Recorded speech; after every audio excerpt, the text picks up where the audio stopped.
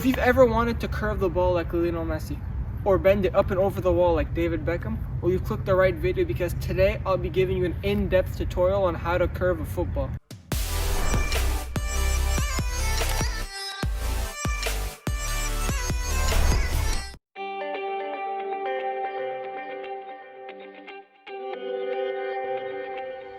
Alright guys, so the first step in order to master this technique is you need to get the run-up correct. For example, you can't run up straight towards the ball and expect to get the curve that you want. You're going to have to get it at an angle like this, or whatever you're comfortable at. So if you enjoy running the ball with a 4-step run-up, go for it. 2-step run-up, go for it. It's all up to your personal preference. So taking this wide run-up will get you that momentum and swing across the ball that you need to curve the ball. So make sure you're taking a wider run-up, because that's what ultimately going to get you the curve that you want. So this is only a dead ball scenario, but in general, if the ball's moving, you want to approach the ball from a side, right? Where you take your steps on your toes, and the last step should be on your big toe, so that you generate that power. And make sure the last stride is the longest stride, because a long stride will generate a farther backswing. Because the farther the backswing, guys, the more power you can generate. And if you whip the ball with a lot of power, the keeper doesn't have a chance. So you want to have that large backswing and that long stride to generate that power. Because if you have a short stride like this, you can barely get any power. You can barely get it. You need to have that long stride and that large backswing to generate the whip that you need. So we now know how to run up to the ball, correct? Well, let's learn how to strike the ball. So let's say the Adidas sign is the center point. Do you see these two stars? If this is the center, for a right footer, you have to hit it down here on the right side to generate that curve. And for the lefties, it's the opposite side on the left side of the ball. Alright guys, so looking down at your foot, what you want to do is you want to strike the ball right here.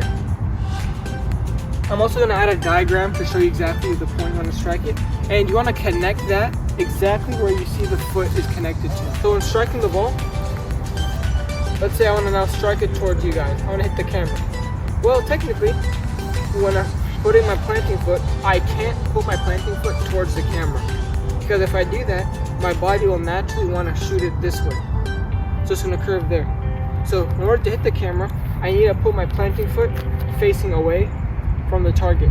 So then I can curve it like this, and it curves into you guys. And when you strike the ball correctly, the right part of the foot and the right part of the ball, the important part is the follow through. Many players nowadays, if you watch them, especially the pros, a lot of them have very distinct follow throughs. For example, players like Lionel Messi, if you watch them closely, they follow through like this. They use that momentum to swing across. To follow through, right, you gotta use your hips. Your hips is what generates the power and that spin you really need. For example, looking at the ball, I strike it, I curve it. If I just stop my follow through, I'll really not generate that much power and curve, because I'm not really following through with the ball.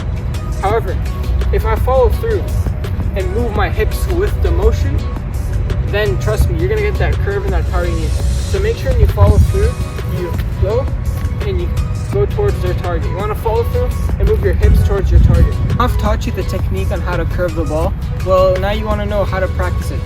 My recommendation is, if you're going to go and practice this technique, don't shoot the ball towards the goal with a net, because you're just going to be hitting the ball into the net and then chasing it afterwards and getting it out of the net. Or if you miss, you're going to have to go chase it into the woods or wherever you kick the ball at to chase it and get it.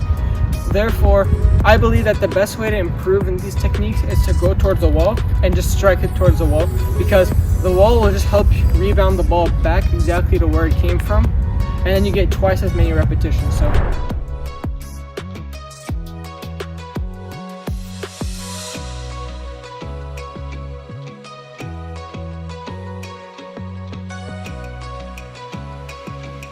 guys, so if you enjoyed this video, make sure to leave a like down below and also subscribe, because we're trying to get to that 2,000 subscriber milestone.